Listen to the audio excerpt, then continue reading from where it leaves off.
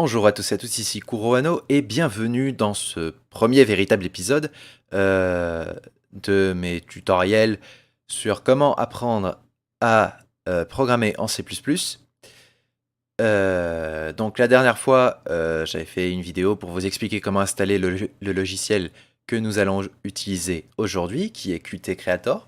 Et aujourd'hui, du coup, on va commencer à voir quelle tronche ça a le C++ et comment programmer en C++. Donc aujourd'hui, on va pas vraiment créer un programme de zéro, on va juste se servir du programme d'exemple qui est donné avec Qt Creator. Donc on va tout de suite faire ici nouveau projet. Voilà. Alors vous aurez peut-être vous un... Alors attendez, parce que j'ai pas la fenêtre, elle s'affiche pas. On va faire ça. Voilà, c'est peut-être un peu mieux comme ça. Donc, vous avez une fenêtre ici, donc elle sera peut-être sélectionnée comme ça à la base, avec application. Donc non, on va pas faire application parce qu'on va... On veut juste du C++ tout simple. Parce que Qt Creator, il intègre aussi ses propres trucs et on les utilisera peut-être, mais plus tard. Et encore, je suis pas sûr. Donc nous, on va aller dans non Qt Project, voilà, et on va choisir Plain C++ Application, avec l'accent de merde qui va bien. Je pourrais essayer de le prononcer correctement, mais j'ai la flemme. Donc voilà, on choisit. Alors là, vous pouvez choisir votre dossier où vous allez stocker le truc. Moi, je vais mettre ça ici. Je vais mettre ça, je vais faire un dossier code avec un dossier C++, voilà. On va faire ça et moi je vais dire que c'est l'emplacement par défaut pour tous mes projets et on va l'appeler. Alors moi je sais qu'est-ce que ça va être le programme, donc je vais appeler ça Hello World. Voilà. Parce que c'est les programmes d'exemple en C++, c'est simplement d'afficher Hello World. Donc c'est le nom du programme en même temps. À noter que le nom, vous ne pouvez pas mettre d'espace dedans. Donc si vous voulez faire comme un espace, mettez un tiré du bas qui est sur la touche 8. Voilà. Donc vous pouvez l'appeler comme vous voulez, hein, mais si vous voulez suivre vraiment ou revenir dessus plus tard, ça peut être une bonne idée de donner un nom vraiment significatif. Donc Hello World, là pour le coup, c'est pas mal. Voilà, on fait suivant. Ça, on touche pas. Normalement, le truc par défaut, c'est bon. Vous vérifiez juste que ce soit bien QMake. Et là, le kit, normalement, selon l'installation que vous en avez fait, vous pouvez en avoir plusieurs. Donc, je vous invite à vous reporter sur la vidéo précédente pour savoir quel kit vous avez installé. Moi, j'en ai mis installé qu'un seul, qui est celui-là. C'était MinGW 64 bits. Donc, si vous avez installé que celui-là, bah, vous devrez avoir comme moi. Si vous avez installé MinGW 32 bits seulement, vous aurez ici 32 bits au lieu de 64. Et si vous avez installé autre chose, bah, vous les verrez s'afficher aussi. Mais moi, je vais sélectionner du coup celui-là. Je vais faire juste suivant. Là, on va juste mettre suivant. Voilà. Et donc là, on nous présente... Alors, je vais grossir un peu l'image. Voilà. Donc voilà, ça c'est le programme de base qui est créé à chaque fois qu'on crée un nouveau projet. Et donc, si vous voulez voir ce que ça fait, il suffit de cliquer sur la petite flèche play, là, ici, et de lancer. Voilà. Donc ici, on a une fenêtre CMD qui s'ouvre, et on a Hello World qui s'affiche. Voilà. C'est le programme d'exemple, c'est tout simple. C'est vraiment tout simple. Donc déjà, comment on affiche ce Hello World? Eh bien, c'est tout simplement avec cette ligne ici. Donc, vous pouvez voir ici, on a Hello World. Ok, donc on retrouve notre Hello World. Par simple logique, qu'est-ce que cette ligne fait d'après vous? Eh bien, tout simplement, c'est une ligne qui permet d'afficher des trucs, du texte principalement, ou des chiffres, ou voilà, qui permet d'afficher des caractères, tout simplement. En dessous, la ligne return 0, là, c'est juste une valeur qui est utilisée pour le système d'exploitation à la fin du programme. Voilà. Donc, elle peut être là, elle peut ne pas être là. Vaut mieux. de préférence, faut la laisser. Voilà, avoir un return 0 à la fin, c'est bien. Et puis, donc, ces deux lignes-là, qui forment le programme vraiment, qui forment vraiment notre programme, elles sont entourées par des accolades ici. Et donc, ces accolades, ça signifie qu'elles sont dans un bloc. Et le bloc, à quoi il correspond? Qu'est-ce que c'est le bloc? C'est le bloc ici. Alors, le main avec des parenthèses, là, c'est ce qu'on appelle une fonction. Une fonction, ça va être un bloc de code qui va pouvoir être réutilisé à l'infini. Mais la fonction main, c'est une fonction un petit peu plus particulière puisque c'est la fonction principale du programme. C'est-à-dire que quand on va construire le programme, en fait, c'est cette fonction-là qui sera exécutée automatiquement. Voilà. Donc il faut qu'elle soit absolument là. Si elle n'est pas là, le programme il fonctionne pas. Là, si je m'amusais à mettre mon code par exemple à l'extérieur là, voilà, déjà là on a déjà des informations d'erreur qui s'affichent. Donc c'est déjà pas génial. Simplement parce qu'on peut pas mettre de code en dehors de la fonction main. On peut mettre ça dans une autre fonction, mais on peut pas mettre ça en dehors de la fonction main. Voilà. On va remettre ça ici. Voilà. Donc je disais, la fonction main, c'est la fonction principale, d'où son nom, main, et elle est obligatoire pour que le code fonctionne bien. Je vais juste baisser un petit peu le son parce que je vois que ça sature un peu.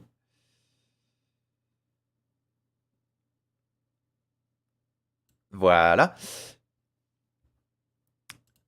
Et donc, à côté, on a un truc int. Alors ça va avec le fait ça va avec le coup du return. On ira un peu plus dans les détails sur la fonction plus tard, mais il faut juste savoir que voilà, ça va avec le return. C'est la fonction main, elle doit obligatoirement renvoyer int, et à la fin, il faut qu'il y ait return un chiffre, de préférence 0. Voilà.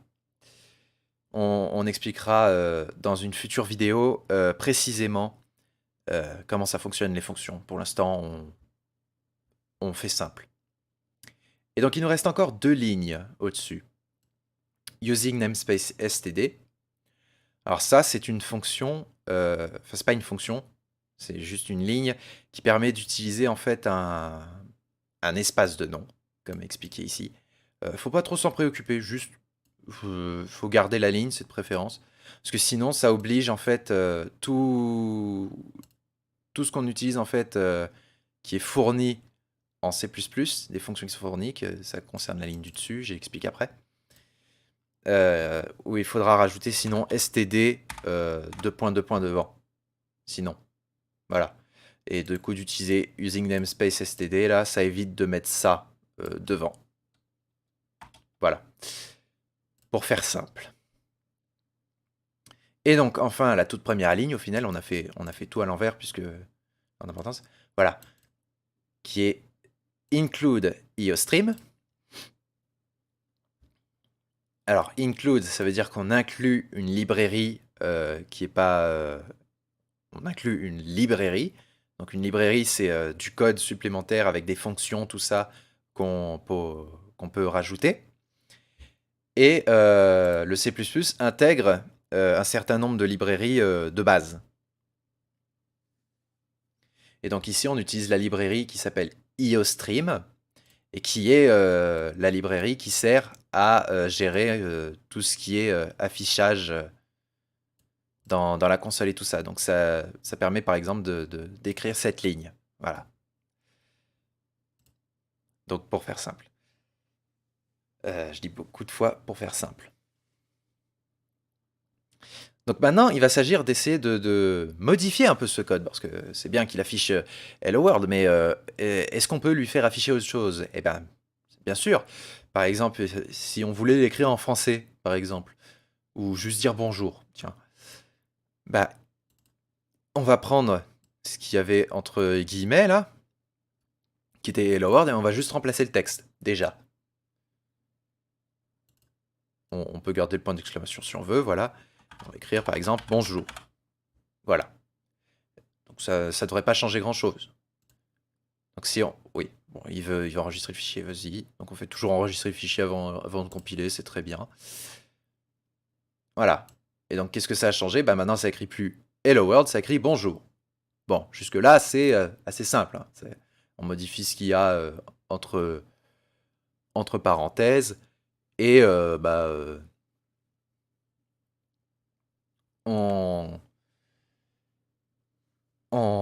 vais y arriver. On modifie ce qui est entre guillemets, pas entre parenthèses, et ça, du coup, c'est ce qui est écrit dans la fenêtre.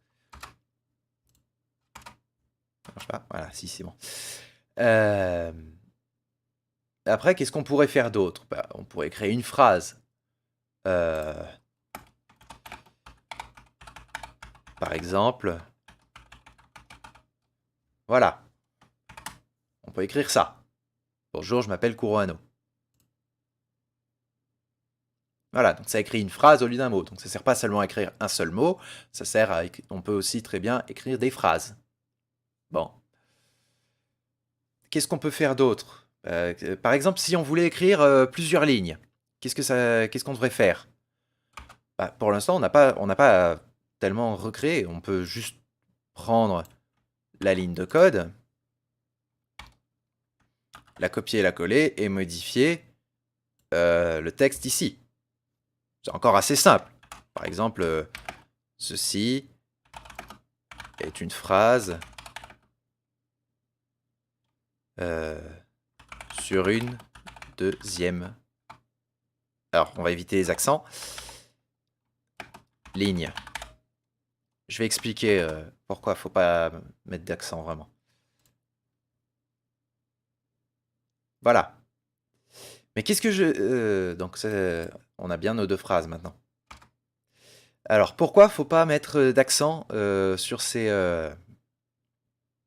sur ces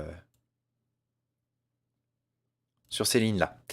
Parce que le C++, il ne gère pas tout seul les accents. Il faut l'aider un peu. Et ça, on verra ça plus tard comment on fait. Donc, pour l'instant, vous faites comme ça, vous évitez de mettre des accents. Là, par exemple, si vous voulez... je mets un accent. Non, un accent, voilà. Là, ça l'affiche sans problème. Par contre, quand on va le lancer, ça va poser des problèmes. Voilà.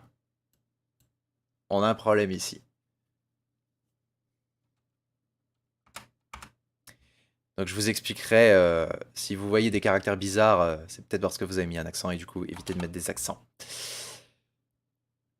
Donc, ça, c'est... Mais maintenant, qu'est-ce que je pourrais faire? Là, par exemple, on a deux phrases avec un saut de ligne. Enfin, un saut de ligne. On va à la ligne, quoi. Qu'est-ce que je pourrais faire pour, par exemple, laisser un blanc entre les deux? Alors là, on peut avoir plusieurs solutions. On pourrait très bien, ici... Hop là.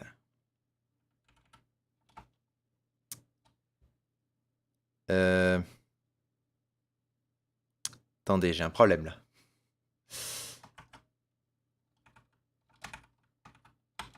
Voilà. C'est juste que j'ai un clavier QWERTY et du coup je cherche un peu mes touches. On pourrait très bien faire ça par exemple. Mince.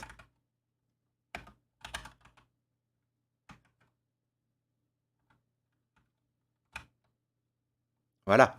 On pourrait très bien faire des guillemets vides. Ça marche, ça fait un blanc. Mais il y a une autre solution que le C++ permet. En fait, c'est ça, là. Quand vous écrivez cette ligne ici, le cout, là, c'est... en vérité, c'est une fonction. C'est juste qu'elle a une forme spéciale. Donc, c'est une fonction. Donc, la fonction, c'est cout. Ici, ça permet d'indiquer qu'on va mettre du contenu. Donc, on peut très bien mettre une chaîne de caractères, c'est-à-dire une phrase, ou un mot, ou voilà. Donc avec les guillemets. Et puis on peut aussi mettre ce qu'il y a à la fin ici, le end-l, qui signifie tout simplement end-line, pour dire je vais à la ligne. D'ailleurs là, si on reste en surbrillance, c'est écrit anti/n au flux et vide le flux. Parce qu'en fait c'est ça, ce que fait cout, c'est un flux de données, tout simplement, qui va être envoyé à notre fenêtre. Et donc, c'est notre chaîne de caractères, hein, le flux. Faut pas chercher très loin, je comprends rien au flux. Non, c'est juste notre chaîne de caractères. C'est juste parce que ça garde un peu en mémoire, donc ça vide le flux à la fin. Et donc, end-l qui écrit anti/n. Anti/n, en fait, c'est un caractère spécial qui dit tout simplement, qui fait sauter une ligne, tout simplement. Donc, au lieu de mettre end-l ici, par exemple, voilà, on enlève ça. On pourrait très bien ici mettre anti/n. C'est exactement la même chose. Et on aurait toujours nos deux phrases sur deux lignes. Voilà. Et par exemple, si on voulait faire un blanc, on pourrait mettre un autre anti/n. Voilà. Donc on a bien un blanc ici. Et si on remet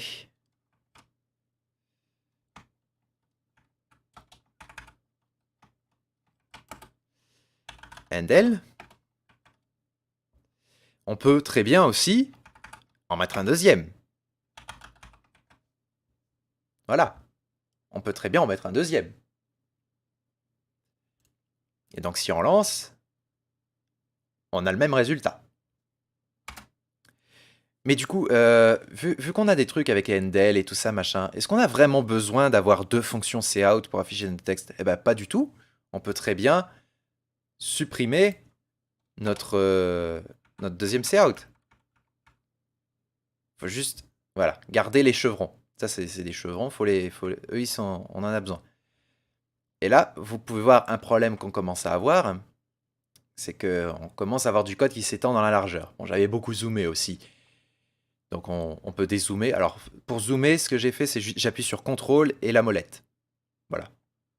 Si vous n'avez pas de molette, il doit y avoir un moyen de zoomer autrement.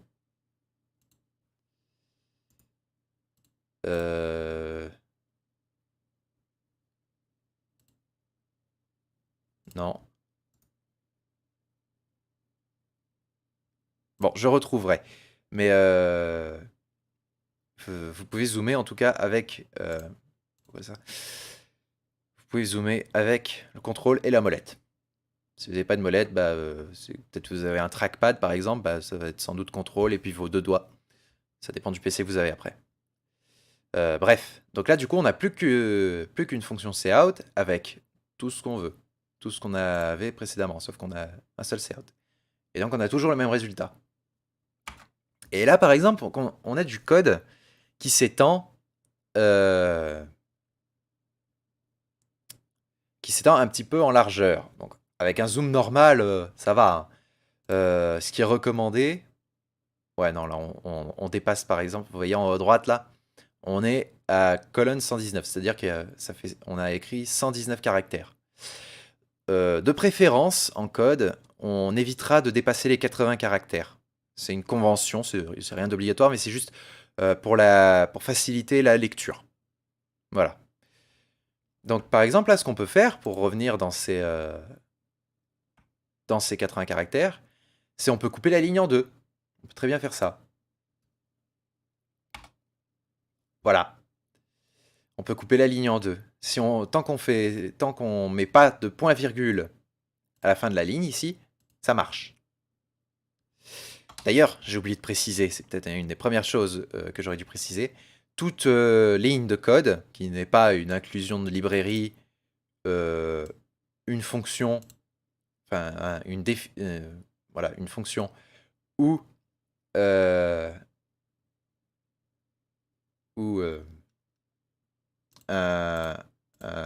une accolade, normalement, quand on a fini notre code, on met un point-virgule à la fin de la ligne. Voilà. Mais si votre ligne est trop longue, que vous voulez continuer votre ligne, c'est là où vous pouvez ne pas mettre de point-virgule. Et il faut faire par contre très attention. Donc là, c'est ce qu'on a fait. On a toujours notre texte sur 2 lignes. On a juste plus le cout qu'il y avait là. Mais c'est juste pour l'alignement, hein. En vrai, si on fait ça, ça marche tout aussi bien, hein. Il n'y a pas de différence. C'est juste une préférence pour l'alignement. Et donc là, on a toujours, comme tout à l'heure, le même texte, aligné de la même manière. Voilà. Bonjour, je m'appelle Kurohano, un blanc, et ceci est une phrase sur une deuxième ligne. Donc voilà, on a vu un peu comment se formait le C++ de base. Et on a vu comment, du coup, changer le texte de base de notre exemple. Mais du coup, c'est pas très intéressant en termes de programme C++. On aimerait bien avoir un truc un petit peu plus interactif, peut-être. Et ben ça, ce sera dans la prochaine vidéo. Voilà. Dans la prochaine vidéo, nous allons voir les variables. Nous allons voir comment se décompose, comment créer des variables qui pourront être utilisées pour les afficher ou pour faire des calculs. Voilà. Ce sera le programme du prochain épisode. Et on verra peut-être aussi comment entrer des valeurs nous-mêmes, que l'utilisateur fasse un peu quelque chose. Donc voilà, ce sera le programme de la prochaine vidéo. Je vous dis à bientôt et amusez-vous à expérimenter déjà, un petit peu.